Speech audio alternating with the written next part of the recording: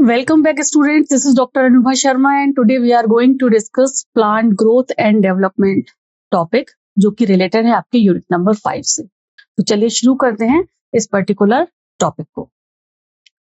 So, as you know, growth is a fundamental and noticeable characteristic of a living being. और ये बात हम अपने चैप्टर 1 से पढ़ते हुए आ रहे हैं, है ना, कि ग्रोथ जो है वो क्या होता है. It's a fundamental characteristic of a living being.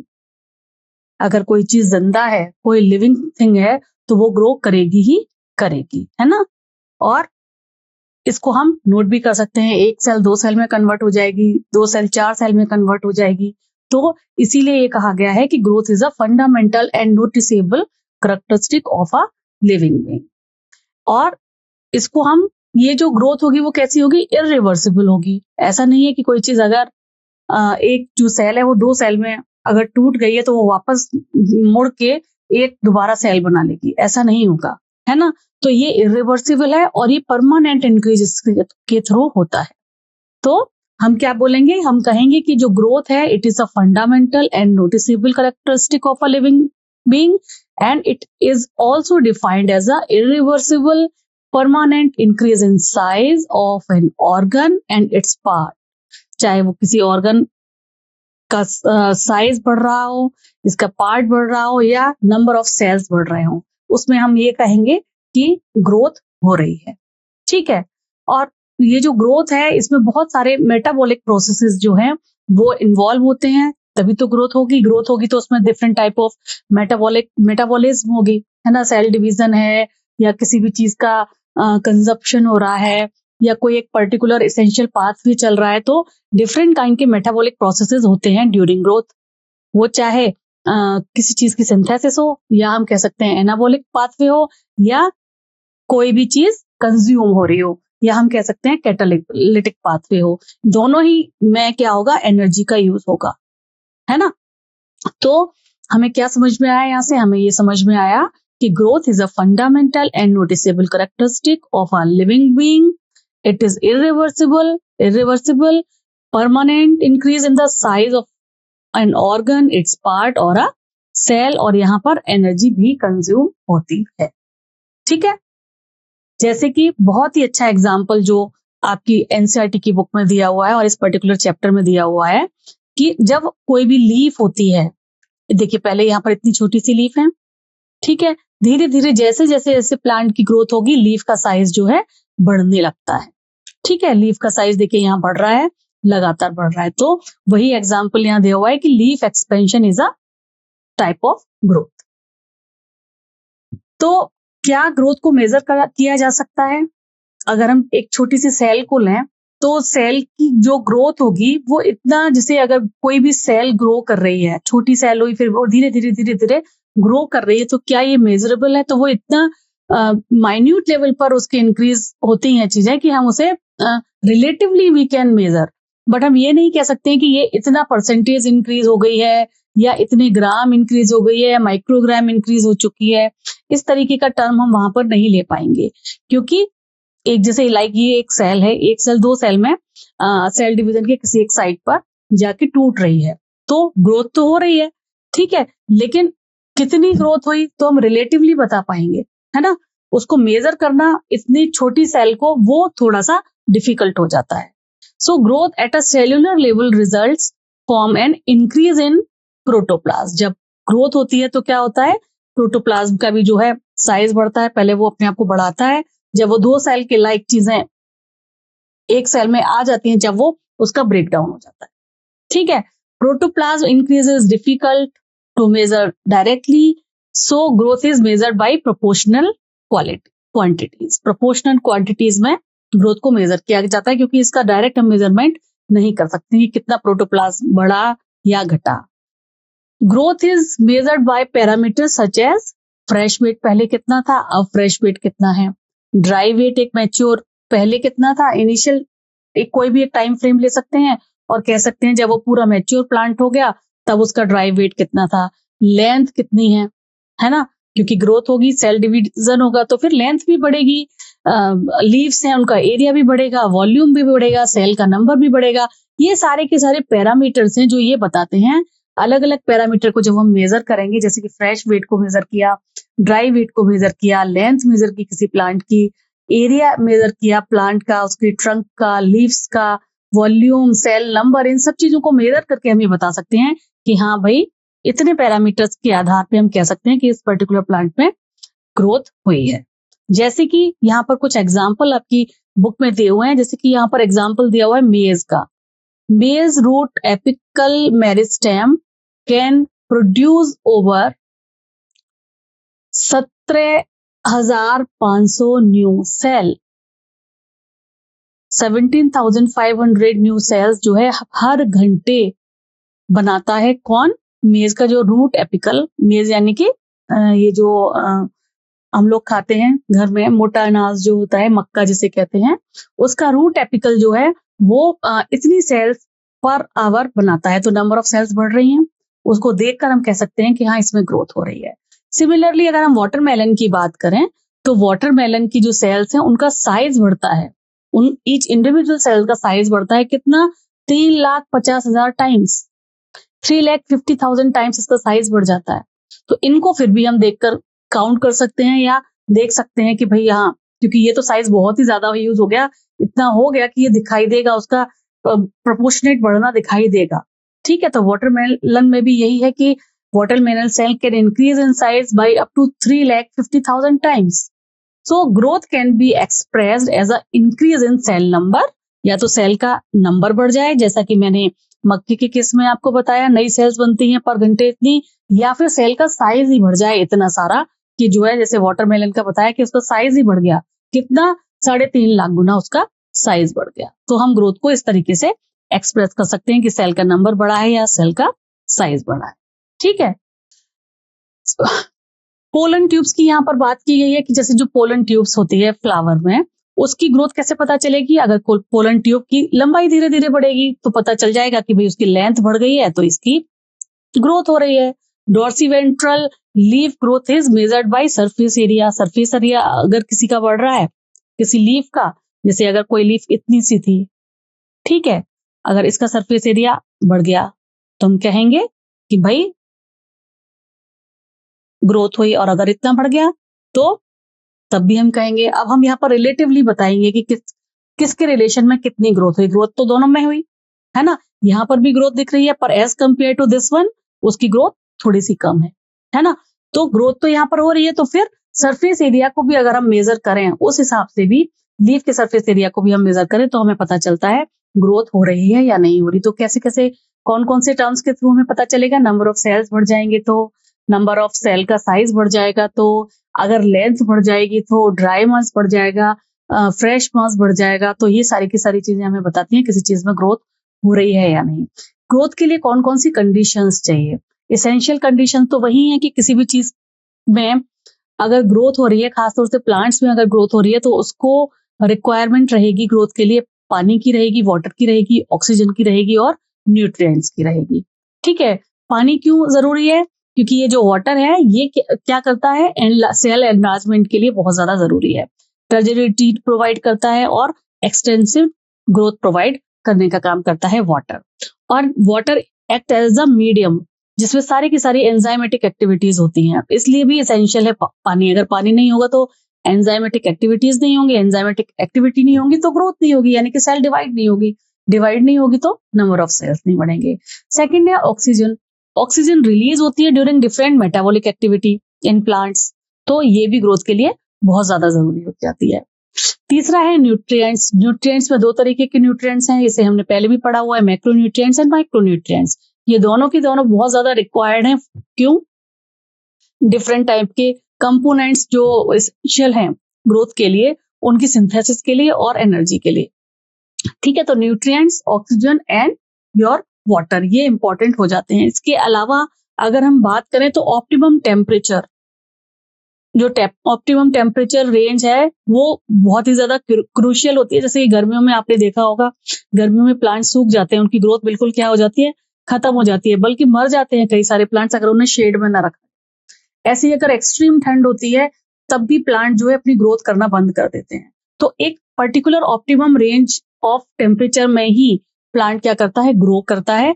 वो उसके लिए क्या कहा जाता है, ऑप्टिमम टेम्परेचर कहा जाता है। जब जिस टेम्परेचर पे उसकी सारी एंजाइमेटिक एक्टिविटी प्रॉपर तरीके से चले, वो अच्छे से सॉइल से न्यूट्रिएंट्स ले पाए, ठीक है, और उसको किसी तरीके का स्ट्रेस ना लगे, ना वो हीट स्ट्रेस लगे, ना उसको कोल्ड स्ट्रेस लगे, है ना, क्योंकि अगर ज्यादा टेम्परेचर होगा तो हीट स्ट्रेस में क्या करेगा, प्लांट मर ही जाएगा या फिर अपनी ग्रोथ को रोक लेगा।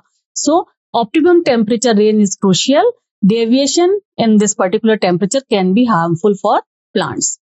प्लांट्स के आजकल तो आदमियों के लिए भी हार्मफुल है। आप देख रहे हैं कितनी ज्यादा डे बाय डे समर्स में कितना ज्यादा गर्मी होती है, और उसमें बहुत ज्यादा इतनी ज्यादा गर्मी होती है कि सारे एनिमल्स, ह्यूमन, प्लांट सभी लोग परेशान हो रहे हैं।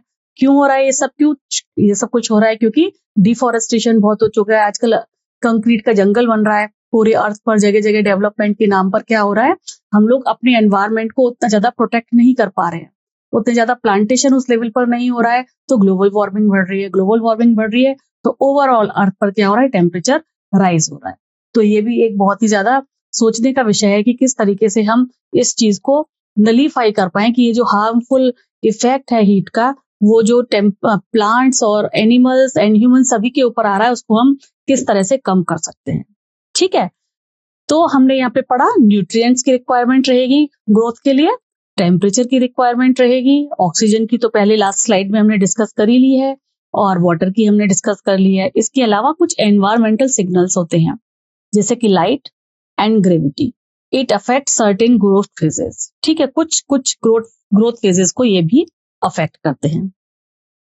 चलिए, तो प्लांट ग्रोथ रेगुलेटर जो मेन आज का टॉपिक है वो प्लांट हार्मोन से रिलेटेड है, जिन्हें प्लांट ग्रोथ रेगुलेटर्स भी कहा जाता है, या फिर उनको फाइटो हार्मोन्स भी कहा जाता है। जैसे एनिमल्स में हार्मोन्स होते हैं, वैसे ही प्लांट्स में भी हार्मोन्स होते हैं जो डिफरेंट प्लांट की डिफरेंट स्टेजेस पर रिलीज होते हैं, और वो एक पर्टिकुलर चीज कुछ तो प्लांट की ग्रोथ को एक्सेलरेट करने का काम करते हैं, कुछ अंडर वी कैन से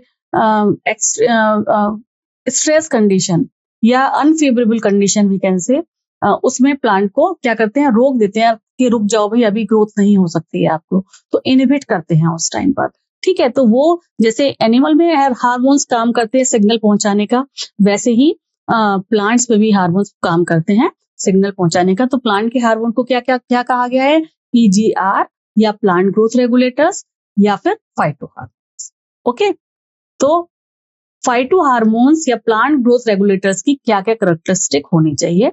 केमिकल कंपोजिशन को अगर हम देखेंगे तो प्लांट ग्रोथ रेगुलेटर्स क्या हैं, these are the small simple molecule with diverse chemical composition. ठीक है, जैसे कि दीज आर मेनली एग्जाम्पल्स में जो बात की गई है यहाँ पर इंडोल कंपाउंड्स की बात की गई है। इंडोल कंपाउंड्स जिनमें होते हैं वो है IAA, इंडोल एसिटिक एसिड इसका फुल फॉर्म है। कुछ होते हैं जो एडेनिन डेरिवेटिव होते हैं। एडेनिन क्या है, ये एक न्यूक्लियोटाइड बेस है, ठीक है, उसके डेरिवेटिव होते हैं, जैसे कि इसका एग्जांपल है काइनेटिन। कैरोटीनॉइड डेरिवेटिव्स भी कुछ होते हैं, कंपाउंड्स जो केमिकल कंपोजिशन की कैरोटीनॉइड जो होता है ABA, एब्सिसिक एसिड। ठीक है, कुछ टर्पाइंस होते हैं जैसे कि जिब्रेलिक एसिड, इसका सिंबल है GA3। ठीक है, कुछ होते हैं जो गैसियस फॉर्म में होते हैं जैसे कि इथाइलिन। ठीक है, ये हमें याद रखना है कि IAA क्या है, ये इंडोल कंपाउंड है। एडेनिन डेरिवेटिव कौन सा है, तो हम कहेंगे कि काइनेटिन है। ठीक है, ये हमें याद रखना है। ABA क्या है, AB है कैरोटीनॉइड। ठीक है, टर्पाइंस क्या है, तो ये है जिब्रेलिक एसिड। एंड गैसेस तो इथाइलिन, गैसेस में एक ही एग्जांपल है आपके कोर्स में, दैट इज इथाइलिन। ठीक है, तो ग्रोथ प्रमोटर्स जो है, ग्रोथ प्रमोटर्स यानी कि ये प्रमोट करेंगे ग्रोथ को। और जैसा कि हमने पिछली स्लाइड्स में अभी पढ़ा, क्या पढ़ा हमने कि ग्रोथ का मतलब होता है नंबर ऑफ सेल्स का बढ़ना, सेल की साइज का ग्रो, किसी सेल की साइज का बढ़ना। ठीक है, तो जो ग्रोथ प्रमोटर्स हैं वो क्या करेंगे, नंबर ऑफ सेल्स बढ़ाने में हेल्प करेंगे। ठीक है, तो ये सिंपल सी बात है, ग्रोथ प्रमोटर्स इन्वॉल्व होंगे किस एक्टिविटी में, सेल डिवीजन में इन्वॉल्व होंगे। साइज का बढ़ने में सेल डिवीजन होगा, फिर सेल एनलार्जमेंट होगा, पैटर्न फॉर्मेशन होगा, ट्रॉपिक ग्रोथ होगी। है ना। और ग्रोथ करने के लिए क्या होगा, फ्लावरिंग होगी, फ्रूटिंग होगी, सीड फॉर्मेशन होगी। ये सारे के सारी चीजों को कौन बढ़ावा देगा, कौन स्टिमुलेट करेगा, सर्टेन काइंड ऑफ हार्मोन्स, कुछ हार्मोन्स जो कि ग्रोथ प्रमोटर का काम करें। ठीक है, ओके। जैसे कि एग्जाम्पल हम देख लेते हैं, auxin is one of them, gibberellic acid, cytokinin, ये तीनों के तीनों जो हार्मोन्स हैं वो ग्रोथ प्रमोटर्स का काम करते हैं। ओके, चले नेक्स्ट स्लाइड पर। तो अभी हमने ग्रोथ प्रमोटर्स की बात करी, इसका मतलब ये है कि कुछ तो होंगे ऐसे भी हार्मोन्स जो इनहिबिटर का काम करते होंगे, वरना हम तो ग्रोथ हार्मोन ही बोल देते सीधे, प्रमोटर टर्म लगाने की जरूरत ही नहीं थी। प्रमोटर लगाया है, इसका मतलब कुछ हार्मोन्स तो हैं ऐसे जो ग्रोथ को इनहिबिट करने का काम करेंगे। और वो कब काम करेंगे, जब स्ट्रेसफुल कंडीशंस प्लांट के आसपास होंगी, फेवरेबल कंडीशंस नहीं होंगी, तब उसे जिंदा रखने के लिए उसकी आगे, क्योंकि सारी एनर्जी अगर वो ग्रो करने में ही लगा देगा तो खुद उस टाइम अपने आप को स्टेबल कैसे रख पाएगा। तो जब अनफेवरेबल कंडीशन होंगी, स्ट्रेसफुल कंडीशन होंगी, उस टाइम पर प्लांट जो है क्या करता है, इनहिबिटर हार्मोन्स जो है, इनहिबिटर्स रिलीज होते हैं और ग्रोथ को रोक देते हैं। So they play role in plant response to wound, अगर कहीं चोट लगी है, काटा पीटी हुई है, वुंड, या बायोटिक और एबायोटिक स्ट्रेस कंडीशंस हो। एबायोटिक कंडीशंस में क्या आएंगे, सारे के सारे टेम्परेचर वेरिएशन, जैसे हम कह सकते हैं, है ना, हम टेम्परेचर ज्यादा हो जाए या कोल्ड ज्यादा हो जाए कंडीशन, या फिर सॉइल की जो कंडीशन है ना, सॉइल में सॉल्ट स्ट्रेस लग जाए, या ड्राउट स्ट्रेस हो जाए, सूखा पड़ गया है जी, या मिट्टी फेवरेबल नहीं है, सॉल्ट स्ट्रेस है। तो इस तरीके की जो कंडीशंस होंगी वो एबायोटिक स्ट्रेस में आ जाएगी। बायोटिक स्ट्रेस में वो आ जाएंगी जो कि उसकी मतलब बायोटिक कंडीशंस में वो सारी जिससे आएंगी जो लिविंग थिंग से रिलेटेड होंगी और उसको स्ट्रेस प्रदान करेंगी। ठीक है, तो अगर इस तरीके का कोई भी कारण आता है प्लांट्स के सामने, तो उसके जो इनहिबिटर्स होते हैं वो रिलीज होते हैं और फिर अपनी ग्रोथ को रोक देते हैं वहीं पे। ठीक है, चलिए, तो ये किस किस सिचुएशन में इनहिबिटर रिलीज होते हैं और अपना काम करते हैं, जब प्लांट डोरमेंसी की फेज में होता है, तो ये डोरमेंसी में ले जाते हैं प्लांट को कि अभी भाई फॉर्म जो है आपके चारों तरफ जो है फेवरेबल एनवायरनमेंट नहीं है, फेवरेबल कंडीशन नहीं है, तो डोरमेंसी में आप पड़े रहो, एकदम शांति से जिस स्टेज में हो वहां पर पड़े रहो। एंड एब्सेशन, ठीक है, जब फेवरेबल कंडीशन आएगी तब हम ग्रो करेंगे, तब हम डिवाइड करेंगे और अपनी पूरे प्लांट को डेवलप करने का काम करेंगे।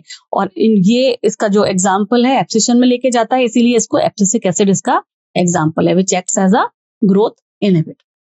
ठीक है, चलिए, इथाइलिन जो है, जो गैसियस हार्मोन अभी हमने डिस्कस किया था पहले, ये दोनों की तरीके से काम करता है। It can act as a growth promoter as well as growth inhibitor, दोनों की तरह काम करता है। So it can fit in both the group, लेकिन ज्यादातर जो है primarily it acts as a growth inhibitor.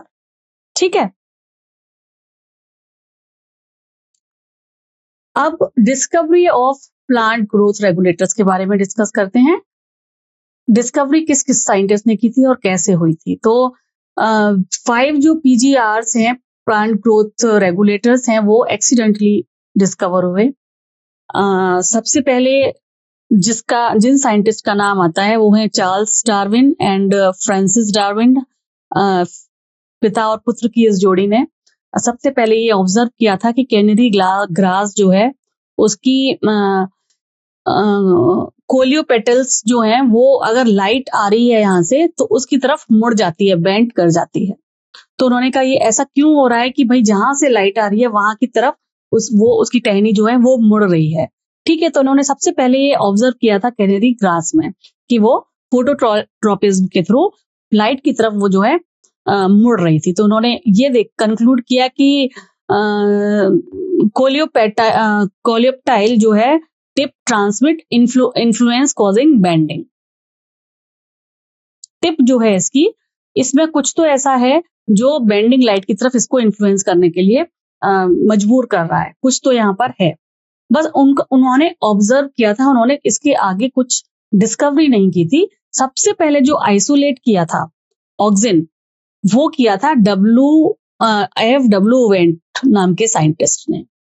इन्होंने सिर्फ ऑब्जर्व किया था, Charles Darwin and Francis Darwin ने, लेकिन auxin actually related for this thing, लेकिन इसका जो आइसोलेशन है ऑक्सिन का वो F.W. वेंट साइंटिस्ट ने किया था। और कहां से किया था? ओट सीडलिंग से किया था। ओट सीडलिंग की टिप्स से किया था इन्होंने आइसोलेट। ठीक है। दूसरा है जिब्रेलिक एसिड। जिब्रेलिक एसिड का जो आइसोलेशन है वो सबसे पहले किया था एक साइंटिस्ट हैं ई कुरोसावा। 1926 में इन्होंने सिम्टम देखे थे राइस में, कि राइस में जो क्या है, खोखले, मतलब विदाउट सीड, वहां पर वो सीड्स बन रहे थे। So Kurosawa linked symptom of bakanae disease in rice to sterile filtrates of gibberella fujikuroi fungus. Gibberella fujikuroi fungus. तो चूंकि ये जो जिब्रेला फ्यूजिकोराई फंगस से इन्होंने आइसोलेट किया था, देखा था, तो इसीलिए इसका नाम जिब्रेलिक एसिड भी पड़ा। ये जो फंगस है, ये जो है राइस में एक तरीके की बीमारी पैदा कर रहा था, जिससे कि जो है जिसे बकारी डिजीज बोलते हैं। और वहां से उन्होंने ये जिब्रेलिक एसिड जो है आइसोलेट किया था, उसको स्टडी किया था और इसके बारे में बताया था। सो ये जो एक्टिव सब्सटेंस था, इसको इन्होंने फिर नाम दिया जिब्रेलिक एसिड, जैसा कि मैंने आपको बता दिया है। काइनेटिन जो अगला हार्मोन है, ये एफ स्कूग नाम के साइंटिस्ट ने इसके बारे में बताया था। इनकी टीम ने ऑब्जर्व किया कि कैलस प्रोलिफरेशन, यानी कि टोबैको में जब आर्टिफिशियल मीडिया में प्लांट टिश्यू कल्चर में जब टोबैको की लीफ को कट कर करके एक नए प्लांट्स बनाए जाते हैं, तो एक सेल मास डेवलप हो जाता है, जिसे कैलस कहते हैं। बहुत सारी सेल्स होती हैं, उसको कैलस कहते हैं। तो उस कैलस में अगर हम कुछ हार्मोन्स डाल दें, तो कुछ हार्मोन होते हैं वो उसकी रूटिंग, मतलब रूट बनाने को प्रमोट करते हैं, कुछ हार्मोन है वो शूटिंग को प्रमोट करते हैं। तो यानी कि उस पत्ती से एक पूरा प्लांट जनरेट हो सकता है। ठीक है। तो वो जो सेल मास होता है, इस तरीके का एक, यू कैन से, ऐसा एक सेल मास, लाइक अभी ये एक सेल थी, ये सेल जो है डिवाइड होकर 4 सेल बनी, 4 से और बड़ी बन गई। इस तरीके का जो सेल मास बनते हैं उसे बोलते हैं कैलस। ठीक है। So F Skoog and team observe callus proliferation in tobacco stem requiring auxin and supplements. तो काइनेटिन जैसा कि नाम दिया हुआ है, तो वो काइनेसिस करेगा, यानी कि सेल डिवीजन में हेल्प करता है। ठीक है। मिलर एट ऑल, इन्होंने क्रिस्टलाइज किया था और इसी हार्मोन को, और इसको इन्होंने नाम दिया साइटोकाइनेसिस, जो कि साइटोकाइनेसिस प्रमोटिंग सब्सटेंस काइनेटिन। ठीक है। तो मिलर ने उसको क्रिस्टलाइज किया था, ऑब्जर्वेशन स्कूग ने की। ये हमें याद रखना है कि क्रिस्टलाइज किसने किया, यानी कि या आइसोलेट किसने किया, और फर्स्ट ऑब्जर्वेशन किसकी थी। दोनों अलग अलग बातें हैं, और दोनों अलग अलग बातों को हमें ध्यान से देखना है कि ऑब्जर्व किसने किया और आइसोलेट किसने किया। ठीक है। अगला है एब्सिसिक एसिड, ABA जिसे बोलते हैं। In mid 1963 independent researcher identify inhibitor B, abscission 2 and dormin. ठीक है। तीनों रिसर्चर ने अलग अलग जो है यही सेम हार्मोन आइसोलेट किया, उसके बारे में पढ़ा, उसको आइडेंटिफाई किया। लेकिन जब उन्होंने देखा कि हम तीनों का ही, हमने नाम भले ही अलग अलग दे दिए हैं, लेकिन वो एक ही हार्मोन है, तो उन्होंने कलेक्टिवली उसको एक ही नाम दिया, एब्सिसिक एसिड। ये भी एसिडिक होता है इन नेचर में। ठीक है। तो ये है मिड 1960 की बात। ठीक है। अब अगला है इथाइलिन। इथाइलिन जो है HS कजन 1910 में इन्होंने देखा कि एक वोलेटाइल सब्सटेंस है, जो कि ऑरेंज, अगर कोई सड़ा हुआ या ज्यादा पका हुआ ऑरेंज है, उसको कच्चे केलों के बीच में रख दें, तो वहां से जब वो पक गया है, तो उससे गैसियस कंपाउंड कुछ रिलीज हो रहा है, तो वो जो गैस निकल रही थी, उसने जो केले थे उनको भी पका दिया।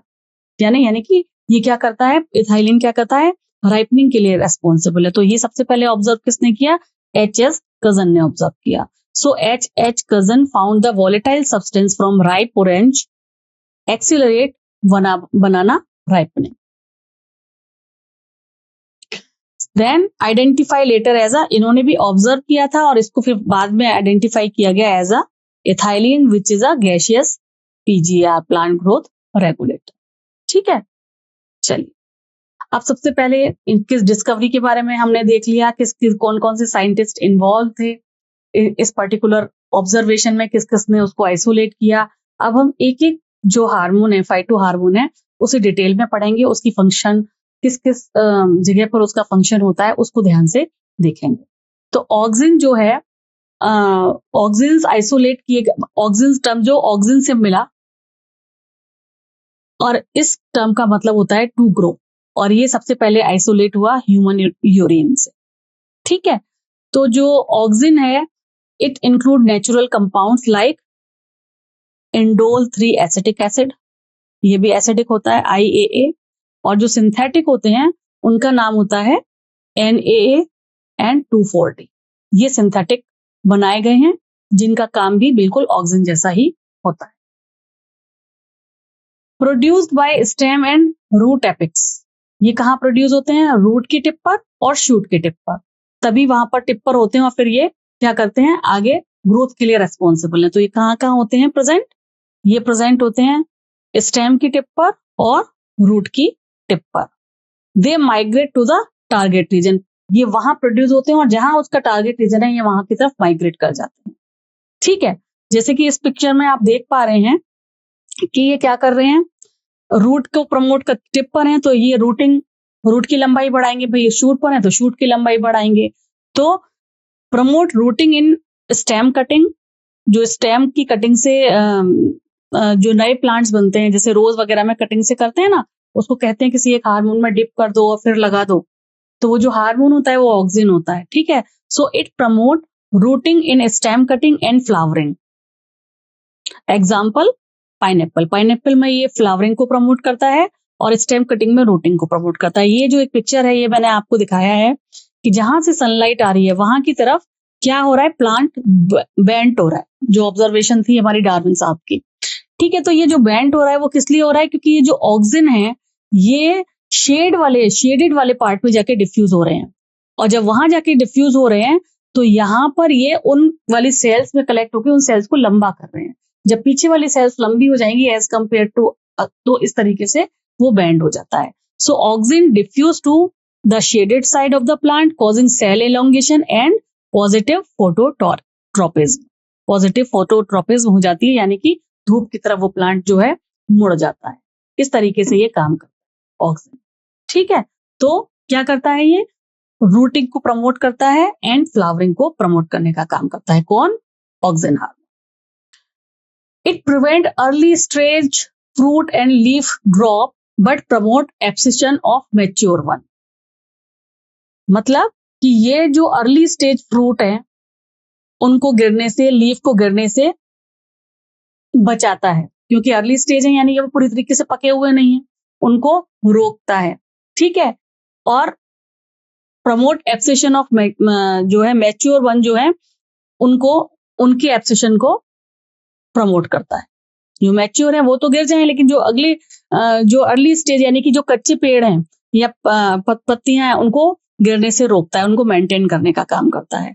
It control apical dominance, apical dominance को भी कंट्रोल करता है. Shoot tip removal stimulate lateral bud growth. जैसा कि आपने देखा है कि जब हम पार्क वगैरह में देखा होगा जहां पर आपके गार्डनर होते हैं, टाइम पर क्या होता है, ऊपर से कैंची से बर्ड्स काट रहे होते हैं हेज वगैरह की. क्यों? अगर हम ऊपर से एपिकल बर्ड्स काट देंगे तभी वो जो क्या करेगा, लेटरल वर्ड जो है डेवलप होती है. क्योंकि जो ऑक्सिन है वो कहाँ पाया जाता है, टिप्स पर. अभी आपने देखा रूट की टिप पर और शूट की टिप पर, वो तो लंबाई बढ़ाने के लिए रिस्पॉन्सिबल है. अब अगर लंबा लंबा लंबा होता रहेगा तो लेटरल डेवलपमेंट नहीं होगा.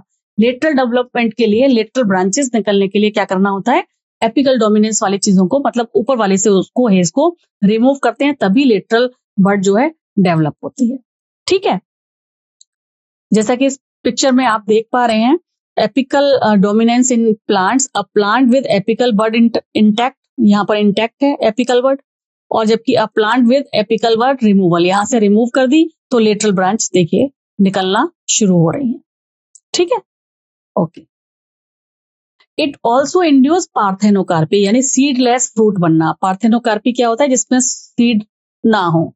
तो इट ऑल्सो इन्वॉल्विंग पार्थेनोकार्पी, जैसे कि टोमेटो में है, and serve as a herbicide, herbicide जैसे कि 2,4-D जो है, mainly it acts as a weedicide. Herbicide, ये जो 2,4-D है, ये टारगेट करता है डाइकोट वीड्स को। कई बार क्या होता है कि हमारे जैसे खेतों में मक्का, ज्वार, ये सब उग रहा है, मोनोकॉट प्लांट्स उग रहे हैं, उसके साथ साथ कुछ हर्बिसाइड, कुछ जो वीड्स हैं वो भी उगाते हैं। तो वो जो न्यूट्रिशन हम अपनी खेत की मेन फसल को दे रहे हैं, वो क्या करते हैं, जो ये वीड्स होते हैं वो भी उसको ले रहे होते हैं, तो मेन फसल को उतना मिल नहीं पाता। तो वहां पर छिड़काव किया जाता है इन हर्बिसाइड्स का, जिसमें मेन है 2,4-D। ठीक है, डी से आप 2,4-D याद रखिए, डी से डाइकोट। तो ये डाइकोट वीड्स जो है उसको रिमूव करने का काम करता है 2,4-D। 2,4-D target dicotyledon weeds without affecting mature monocot plant. ठीक है, तो it acts as a weedicide and it also influence xylem differentiation and cell division. Auxins जो है वो जाइलम डिफरेंशिएशन और सेल डिवीजन को भी इन्फ्लुएंस करते हैं। ठीक है, ऑक्सिन्स और उससे रिलेटेड जितने भी थे उनके काम आपको समझ में आ गए। अगला अब हम देखेंगे जिब्रेलिन। जिब्रेलिन्स क्या है? It is a gibberellic acid बोलते हैं इसको। It is a type of plant growth regulator, exist in more than 100 variant form में पाया जाता है इन फंगस। ऐसा नहीं है कि ये प्लांट ग्रोथ रेगुलेटर्स केवल प्लांट में पाए जाते हैं, फंगस में भी पाए जाते हैं। ठीक है, फंगस और हायर प्लांट्स में मोर देन 100 वेरिएंट्स इसके हैं, जैसे GA1, GA2, GA3 and so on. बहुत सारे वेरिएंट्स इसके होते हैं। जिब्रेलिक एसिड 3 जो है, it was first discover and remain extensively study. सबसे पहले कौन सा, अगर बहुत सारे आपको एग्जांपल दे दिए जाएं तो आपको ये पता होना चाहिए, लेकिन जो है सबसे पहले डिस्कवर कौन सा हुआ था? डिस्कवर तो GA3 सबसे पहले हुआ था, और इसको ही सबसे ज्यादा स्टडी भी किया गया है। All gibberellic acid are, acid लगा हुआ है तो these are acidic in nature and induce various physiological response in plants. जैसे कि आप इसमें देख पा रहे हैं 3 पिक्चर्स यहाँ पर डाली हुई हैं, 1, 2 एंड 3। इसमें क्या हो रहा है, जो छोटा सा प्लांट है वो धीरे धीरे धीरे धीरे लंबा हो रहा है, तो यानी कि उसकी जो 2 नोड्स हैं उनके बीच की लंबाई बढ़ रही है। ठीक है, तो ये दोनों नोड्स के बीच की लंबाई को बढ़ाने का काम करता है, इंटरनोड रीजन को बढ़ाने का काम करता है कौन? Gibberellic acid. So they promote axis elongation, use to lengthen grapes. Grape की क्या है? बेल है, अंगूर की बेल होती है। अंगूर की बेल जितनी लंबी होगी उतनी ज्यादा फ्रूट्स मिलेंगे, जितनी आगे बढ़ेगी उतनी ज्यादा फ्रूट्स मिलेंगे। एप्पल है, एप्पल की जो शेप है, यानी कि एप्पल की जो शेप है उसको भी बढ़ाने का काम करेगा, साइज बढ़ाने का काम, तो improve apple shape. While delaying senescence, यानी कि बुढ़ापा या इनर्ट जो स्टेज है उसको लेट लेके आएगा, बुढ़ापा लेट लेकर आएगा, बल्कि मैच्योरिटी लेवल को बढ़ाएगा, एक्सिस जो इलोंगेशन है उसको करेगा। ठीक है, GA3 accelerate the malting process of brewing. ये जो क्या बोलते हैं उसको, एल्कोहल फर्मेंटेशन वाला जो है, शराब बनने वाला जो प्रोसेस है माल्टिंग, उसको एक्सेलरेट करता है। बूस्ट शुगर केन को भी कैसे बनाएगा? आप शुगर केन, अगर आपने गन्ने के कभी खेत देखे होंगे तो उसकी भी लंबाई बढ़ेगी, दोनों नोड्स के बीच की लंबाई वो धीरे धीरे बढ़ाने के लिए काम करता है, बूस्ट करता है। जितना ज्यादा लंबा गन्ना होगा उतना ज्यादा शुगर मिलेगा, है ना, जितना, क्योंकि उसका तो मेन वही है ना जो प्रोडक्ट है। जैसे कि मैंने अंगूर के लिए तो आपको कहा कि भाई बेल को बढ़ाएगा, तो जितनी लंबी बेल होगी उस पर उतने ज्यादा फ्रूट्स आएंगे, लेकिन गन्ना तो अपने आप में ही है, उसी को लेना है और उसी से शुगर करनी, जो क्या करते हैं, एक्सट्रैक्ट की जाती है। तो ये शुगर केन की लंबाई को भी बढ़ाने का काम करता है। कैसे? स्टेम की लेंथ को बढ़ा के। ठीक है, तो चाहे वो ग्रेप हो चाहे शुगर केन हो, सभी की लेंथ बढ़ाने का काम या फ्रूट के साइज को बढ़ाने का काम जिब्रेलिक एसिड करता है। स्प्रेइंग जिब्रेलिक एसिड और GA3 on juvenile conifer speed of maturity. For early seed production. Conifers में अगर इसको स्प्रेड कर दिया जाए तो ये मैच्योरिटी को स्पीड अप करता है फॉर अर्ली सीड प्रोडक्शन, यानी कि उसकी भी ग्रोथ को फास्ट कर रहा है। Gibberellic acid induce bolting in plants like beet and cabbage, promoting internode elongation. मैंने यही आपको टर्म अभी बताया था, इंटरनोड को दूर दूर करने का काम करता है, क्योंकि नोड्स को दूर, इंटरनोड बढ़ेंगे तो नोड दूर होंगे, लंबाई बढ़ेगी। So it promote internode elongation just before flowering, flowering से जस्ट पहले करता है। अब ये जैसे कैबेज वगैरह है, इसकी भी नीचे जो तना है उसकी लेंथ बढ़ाएगा, ताकि जो मेन फ्रूट है जिसे हम खाने वाले हैं वो ऊपर की तरफ आ जाए। वो सॉइल से टच होगा तो सॉइल के जितने भी जर्म्स होंगे, फंगस होगी, उसमें उस कंटामिनेशन का ज्यादा रहेगा खतरा। तो अगर डंडा डंडा नीचे रहेगा वो ऊपर आ जाएगा तो फायदा ही है। तो ये इंड्यूस करता है उसको भी, उसके नीचे की जो तनाई होते हैं, जैसे क्या तनाई बोलेंगे, स्टॉक बोलेंगे, उसको बढ़ाने का काम करता है ताकि फूल ऊपर की तरफ आ जाए। ठीक है, तो ये इसने क्या करा, जिब्रेलिक एसिड ने लेंथ बढ़ाने का काम करा है, ये मैच्योरिटी जल्दी लाने का काम करा है। अगला जो है वो है साइटोकाइनिन। साइटोकाइनिन को इनिशियली क्या कहा गया था, काइनेटिन बोला था, थी ना। और इस साइटोकाइनिन को, और ये सबसे पहले कहां से डिस्कवर हुए थे, ये स्पर्म के डीएनए से मिला था स्पेसिफिकली। और ये साइटोकाइनिन है तो ये साइटोकाइनेसिस कराएगा, एक सेल को दो, जो जब डिवीजन हो जाएगा तो तोड़ेगा। वो तो साइटोकाइनेसिस आपने पढ़ाई हुआ है सेल डिवीजन के पार्ट पे। और ये इसके बारे में भी मैंने आपको बता ही दिया है कि ये जो काइनेटिन है ये क्या है, it is a modified form of adenine. ये क्वेश्चन आता है, ये एडेनिन जो बेस है न्यूक्लियोटाइड वाला, तो वो आपको याद रखना है कि ये एडेनिन का मॉडिफाइड बेस होता है। It is not naturally occurring in plants, plants में नेचुरली नहीं पाया जाता। ऐसी जियाटिन जो है, ये आइसोलेट किया गया है कॉर्न कर्नल से, कोकोनट मिल्क से। और इसमें सभी क्या पाया गया है, साइटोकाइनेसिस वाली जो है एक्टिविटीज इन सारे एंजाइम्स के थ्रू होती है, यानी कि डिविजन्स होते हैं सेल। ठीक है, natural cytokinin are synthesised in the region of rapid cell division. जहां रैपिड सेल डिवीजन होता है वहां ये देखने को मिलेगा।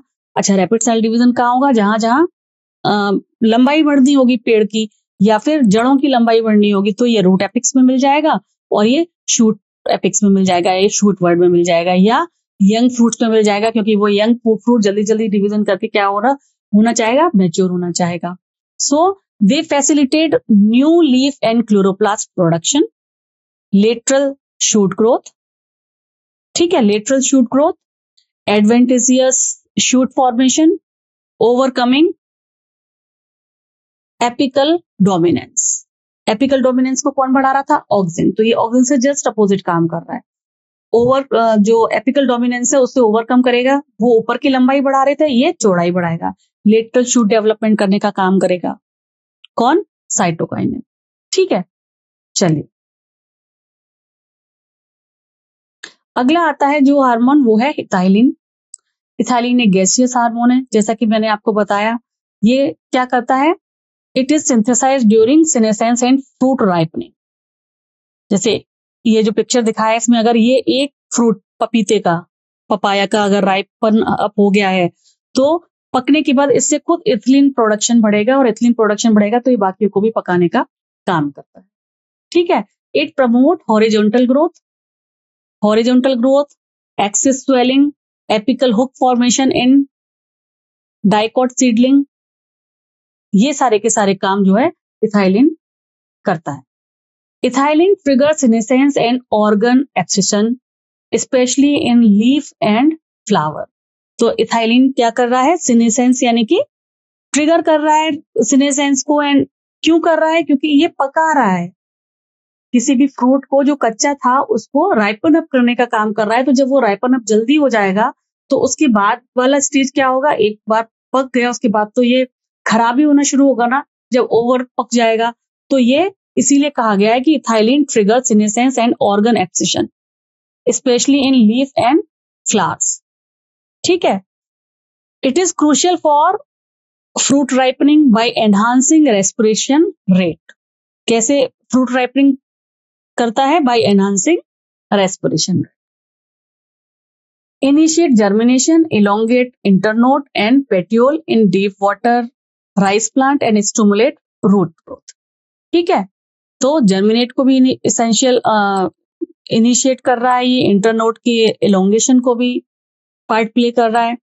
इथाइलिन इंड्यूस फ्लावरिंग, फ्लावरिंग को इंट्रोड्यूस करता है। Synchronise fruit setup in pineapple and mango, fruit pineapple and mango में फ्रूट जल्दी जल्दी आए उसको भी ये प्रमोट करता है। और ethephon a widely use source of ethylene, कौन सा है? इथेफोन। ये क्या है? It is a source of widely use source of ethylene. ये क्या करता है? वही फ्रूट्स को राइपनिंग करने में हेल्प करेगा, accelerate abscission and promote female flowers in cucumber. ठीक है, चलिए अगला जो है वो है abscisic acid. Abscisic acid was initially discovered for its involvement in regulating abscission and dormancy. Dormancy में लेके जाएगा, जब ज्यादा कोई चीज बढ़ जाएगी एक स्टेज के साथ, उसने अपनी सारी स्टेजेस पार कर ली हैं, तो फिर प्लांट को बचाने के लिए, वही जो मैंने आपको शुरू में बताया, अनफेवरेबल कंडीशंस में, स्ट्रेसफुल कंडीशन से बचाए रखने के लिए, मर ना जाए, तो वो कहाँ चला जाता है? डोरमेंसी में चला जाता है। तो डोरमेंसी के लिए उसको क्या करना होगा? डोरमेंसी के लिए स्टोमेटा को वो क्लोज करेगा, फ्रूट राइपनिंग रोकेगा, ठीक है, शेल्फ लाइफ बढ़ाएगा, सीड को क्या है दोबारा से जर्मिनेट होने से रोकेगा, तो it reduce water loss, promote fruit ripening, increase shelf life, plant की खुद की शेल्फ लाइफ बढ़ाएगा, and improve plant tolerance to transplanting seedlings, transpiration कम से कम हो, seed treatment for hybrid seed production, promote cold hardiness. इन सभी चीजों में मतलब वो सारे फेजेस जो प्लांट को खराब या मरने से बचाएं, वहां पर ये काम करता है, डोरमेंसी में लेकर जाता है अपने आप को, ताकि फेवरेबल कंडीशन आने पर प्लांट अच्छे से ग्रो कर पाए। सो ये कहा किस चीज को रेगुलेट करता है? It regulate abscission and dormancy, act as a general plant growth inhibitor, inhibit seed germination. अगर सीड जर्मिनेट हो गया तो उसको प्लांट में कन्वर्ट होना ही पड़ेगा, फेवरेबल कंडीशन है नहीं तो मर सकता है, तो ये क्या करेगा? सीड को जर्मिनेशन होने से ही रोकेगा। ठीक है, स्टूमुलेट स्टोमेटा क्लोजिंग, अगर स्टोमेटा खुले रहेंगे तो क्या होगा? वाटर लॉस होगा, तो फिर स्टोमेटा को भी क्लोज करने का ये काम करता है। Enhance plant tolerance to various stress, जितने भी स्ट्रेस होते हैं, जैसा कि मैंने आपको पहले भी बताया, हीट है, कोल्ड टॉलरेंस है, सॉल्ट टॉलरेंस है, ड्राउट टॉलरेंस है, जितने भी तरीके के स्ट्रेस कंडीशंस हैं प्लांट की, उन सभी को टॉलरेट करने के लिए ये क्या करता है? प्लांट को टॉलरेट करने, इसीलिए इसको स्ट्रेस हार्मोन कहा जाता है। वहां पर ऐसी कंडीशंस लेकर आएगा ताकि प्लांट जो है अनफेवरेबल कंडीशन में, स्ट्रेस कंडीशन में अपने आप को बचा के, ठीक है।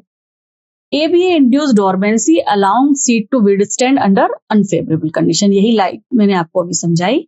Important for seed development and maturity, often act as a antagonistic to gibberellic acid. ये जो है जिब्रेलिक एसिड से जस्ट अपोजिट काम करता है, क्योंकि जिब्रेलिक एसिड क्या करता है? जिब्रेलिक एसिड जल्दी जल्दी से प्लांट को मैच्योर करने का काम करता है, ठीक है। नोड्स के बीच में यानी इंटरनोड की लेंथ बढ़ाने का काम करता है, प्लांट जल्दी लंबा हो, जल्दी बड़ा हो, फ्रूटिंग जल्दी हो, फ्लावरिंग जल्दी हो, और ये उस चीज से उसको रोकता है अंडर अनफेवरेबल कंडीशन, ठीक है। जब फेवरेबल कंडीशन नहीं है तब ABA रिलीज होगा और उसको मैच्योर होने से रोकेगा, और जबकि मैच्योर करने का काम जो भी मैंने आपको समझाया इंटरनोड वाला, इलोंगेशन का, सेल डिवीजन का, वो जिब्रेलिक एसिड करता है। इसीलिए यहाँ पर ये लाइन दी हुई है कि it acts as a antagonistic to gibberellic. Other factor कौन से हैं उनको भी एक बार देख लेते हैं। Different PGRs have complementary to antagonistic role during plant growth and development. Different PGR along with genomic control and some extrinsic factor, तो वो एक्सट्रिंसिक फैक्टर कौन कौन से होंगे? जैसे कि टेम्परेचर है, लाइट है, ये सारे एक्सट्रिंसिक फैक्टर आ जाएंगे, है ना। तो influence plant growth and development, PGR जो प्लांट ग्रोथ रेगुलेटर्स हैं, वो इन फैक्टर से को देखकर ही बताते हैं कि भैया बाहर वाले एक्सटर्नल फैक्टर अगर हमारे फेवर में हैं, हमारे जो हमें रिक्वायरमेंट चाहिए उस हिसाब की है, तो हम वो वाला हार्मोन रिलीज करेंगे जो प्लांट की ग्रोथ को प्रमोट करेगा, प्रमोटर्स जिसको बोलेंगे प्लांट ग्रोथ प्रमोटर्स।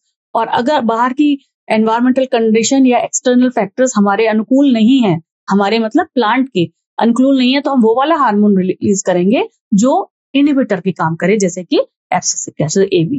ठीक है, तब हम डोरमेंसी में चले जाते हैं। जब फेवरेबल कंडीशन आएंगी तब हम प्लांट की ग्रोथ करवा लेंगे।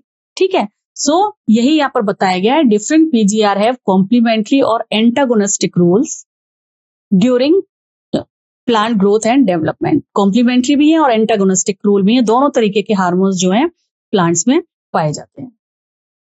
Dormancy in seeds, words, abscission, senescence and apical dominance, वो मैंने आपको समझा ही दिया है। डोरमेंसी आती है अनफेवरेबल कंडीशंस में, एंड अनफेवरेबल कंडीशन आएगी, डोरमेंसी आ जाएगी। External factors play a role in event like vernalisation, यानी कि किसी एक को हटा देना ताकि फर्टिलाइजेशन को रोकें। फ्लावरिंग एंड प्लांट मूवमेंट, ये भी जो एक्सटर्नल फैक्टर हैं वो प्लांट मूवमेंट, फ्लावरिंग, इन सब पर भी एक बहुत जो है इंपॉर्टेंट रोल प्ले करता है। अब ये कैसे करता है ये हम अगले जो लेक्चर लेंगे, जिसमें कुछ थोड़े से टॉपिक बचे हुए हैं, वहां पर हम ये वाला पूरा का पूरा पार्ट कवर करें। ठीक है, तो अभी आपको ये समझ में आ गया कि प्लांट हार्मोन ग्रोथ रेगुलेटर्स कौन से हैं, कौन से प्रमोटर्स हैं, कौन से इनहिबिटर्स हैं, उनके पर्टिकुलर काम क्या है, किसने सबसे पहले ऑब्जर्व किया, ठीक है, किसने सबसे पहले उसे आइसोलेट किया। इसी तरीके के क्वेश्चन इस पर्टिकुलर चैप्टर से आते हैं। आई होप आपको अभी तक का ये लेक्चर समझ में आया होगा। Still you have any query, write down in the comment box, we will discuss it later on. तब तक आप खुश रहिए और खूब पढ़िए। नमस्कार।